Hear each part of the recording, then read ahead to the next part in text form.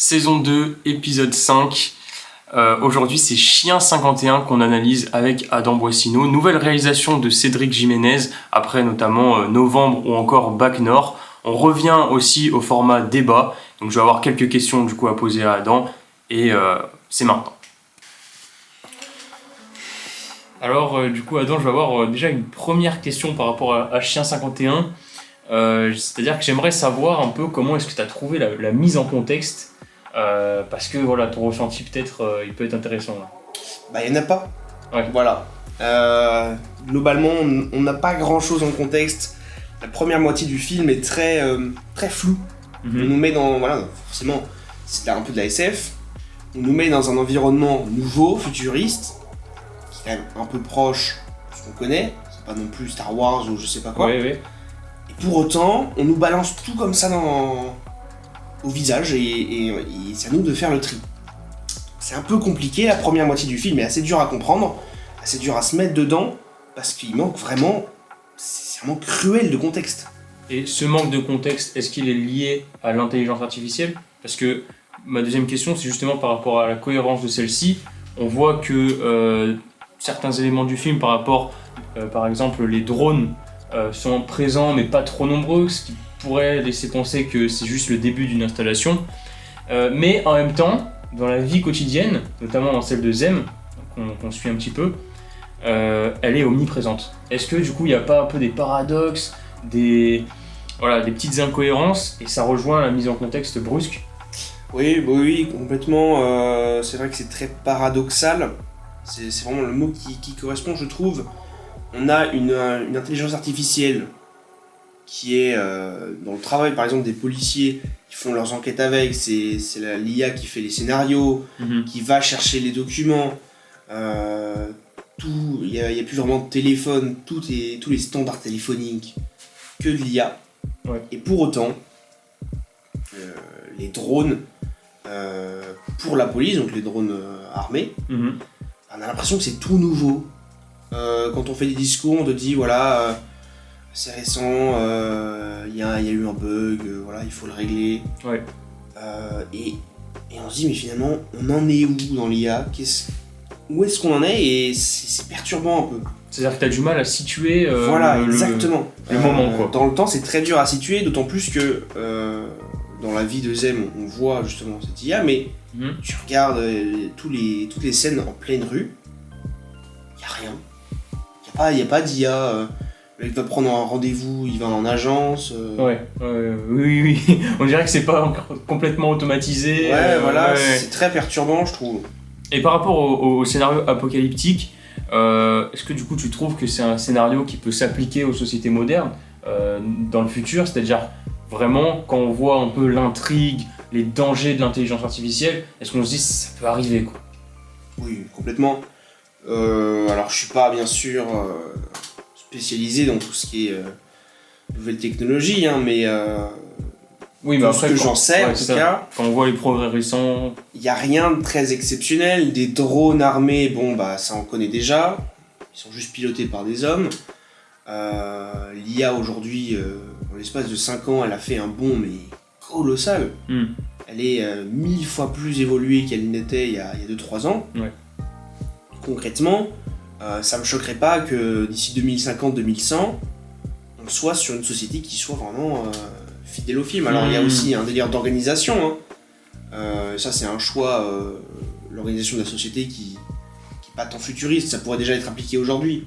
Mais vraiment en termes de technologie, on peut y être d'ici pas si longtemps que ça. Ok. Et peut-être une dernière question un peu différente par rapport au duo qui porte le film. On a vu que c'était forcément Adèle Exarchopoulos et Gilles Lelouch qui avait un peu le lead, quoi, sur ce film-là, qui sont vraiment tête d'affiche. Qu'est-ce que tu penses de ce duo déjà dans le film, mais plus largement de la place qu'il prend petit à petit dans le cinéma français ? Le duo, il prend dans le film, ça marche globalement, c'est pas exceptionnel, ça marche. Même si du coup ça éclipse un peu tout le reste. C'est vrai qu'on retient pas grand monde d'autre. C'est un peu dommage, je pense. Surtout qu'il y a beaucoup de personnages et on n'en retient pas beaucoup. En termes vraiment de cinéma français, je trouve qu'on les voit trop souvent. Ok. C'est vrai qu'ils reviennent assez souvent tous les deux. Alors bon, il n'y a pas non plus quantité infinie d'acteurs, hein, c'est normal qu'ils reviennent. Mais je trouve qu'ils reviennent quand même souvent et ça peut être dommage parce que déjà, on va avoir des dynamiques qui vont parfois trop se ressembler. Ouais. On va avoir du mal à se mettre dans le film. Les rôles vont pas forcément coller exactement. C'est-à-dire qu'ils vont pas se mettre... je sais pas... Là, typiquement, je trouve qu'il est pas parfaitement joué. Ils auraient pu se mettre un peu plus dedans. Et ça les fait pas sortir de leur zone de confort. Ça pourrait être intéressant de voir d'autres duos assez nouveaux, avec une nouvelle dynamique. Ça pourrait être intéressant. Ok. Bon bah écoute, merci d'avoir répondu à mes questions. Et maintenant du coup si on passe sur les notes, on a déjà parlé un peu du scénario. C'est un scénario qui a beaucoup de défauts, beaucoup de qualités. Et si on doit vraiment le noter, on lui mettrait la note de 6 sur 10. Qu'est-ce qu'on pourrait dire par rapport à ça? C'est-à-dire qu'il y a effectivement des gros points forts. C'est-à-dire que moi j'ai trouvé que les rebondissements ils étaient très... ils étaient quand même entraînants. J'ai trouvé que l'action était bien, qu'elle intervenait souvent plus au bon moment. Mais alors par contre, je rejoins complètement sur la mise en contexte qui est trop brusque et qui en fait finalement est encore une fois dans le style d'un film qui nous propose tout d'un coup au début et nous explique au fur et à mesure pourquoi ça s'est passé. Et c'est vrai que moi ça, je trouve qu'on commence à l'avoir beaucoup vu. Et c'est pour ça peut-être la note de 6. Ouais, complètement. En fait, c'est qu'à partir de la deuxième moitié du film qu'on arrive vraiment à se mettre dedans. Parce que, de 1, on t'explique plus l'histoire. De 2, il y a des parties de l'histoire qui deviennent plus anecdotiques pour en privilégier vraiment une en particulier, celle de l'IA. Et pour le coup, il y a plus d'action, c'est plus entraînant. Donc vraiment, la première partie du film, c'est un peu le problème du film. Le problème, ouais.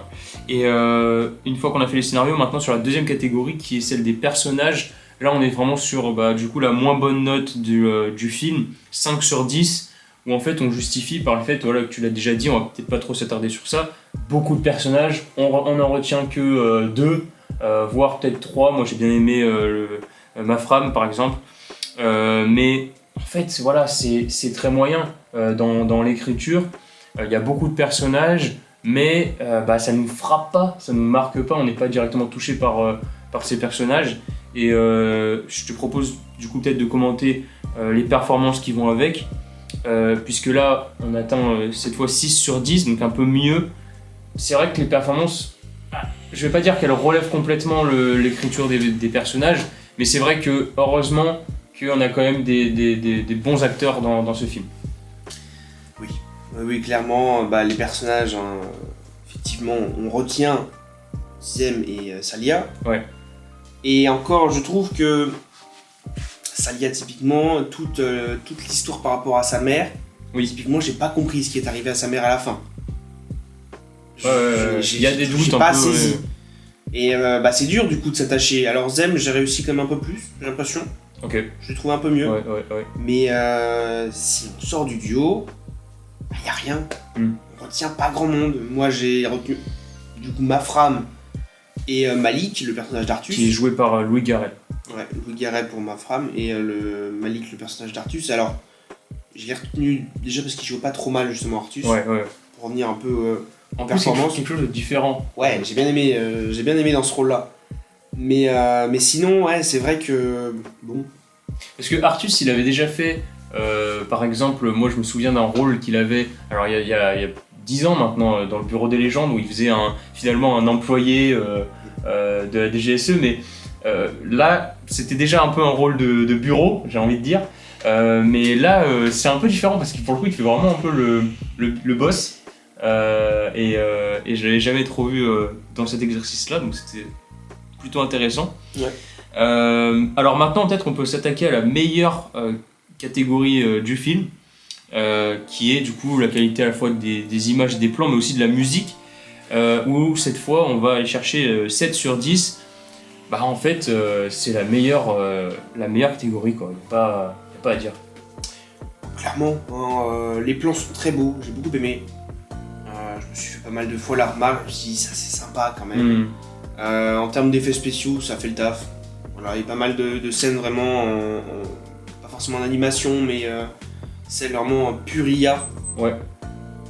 Je les ai trouvées plutôt bien faites. Il y en a peut-être beaucoup quand même, mais elles étaient bien faites, on peut pas leur reprocher. Et la musique, je l'ai trouvée sympa. Ouais. J'ai trouvé qu'elle accompagnait bien. Dès le début, je me suis diversifié en plus, la musique. Peut-être parfois trop. Ouais. Mais voilà, c'est vrai qu'il y avait de la country à la fin. Bon, on se dit, est-ce qu'il y avait vraiment besoin de mettre de la country à la fin? J'ai trouvé que ça enlevait le sérieux, quoi. Ça enlevait peut-être un peu. Et enfin, pour la dernière catégorie, l'objectif de réalisation, où là on met 6 sur 10, qui est un peu finalement la note qui résume un peu ce film, quoi, 6 sur 10.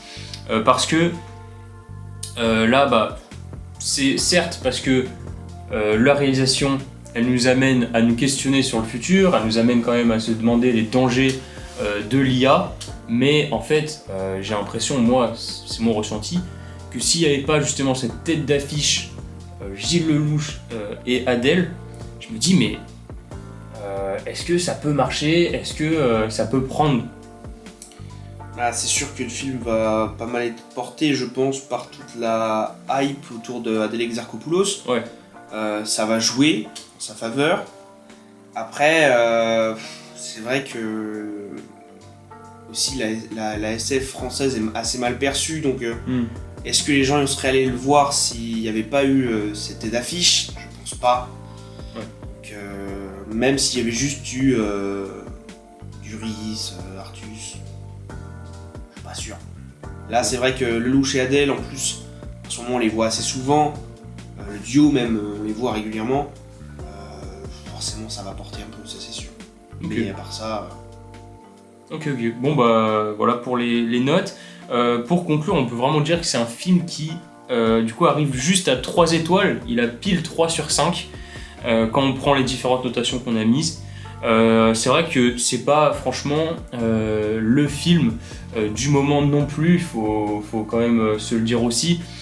C'est un film, je pense, qui va, voilà, comme tu le dis, va être porté par la hype de certains acteurs, et puis parce que forcément ça fait toujours plaisir de voir un peu des films qui sortent un peu de l'ordinaire. Alors, c'est vrai que la science-fiction française, on n'en a pas tout le temps non plus. Je prends par exemple la comparaison avec les comédies, où on en a beaucoup plus. Là, c'est vrai que c'est un peu différent. Donc voilà pour notre analyse. Merci de nous avoir écoutés. Et écoutez, on vous revoit une prochaine fois dans une nouvelle analyse du Popcorn Review.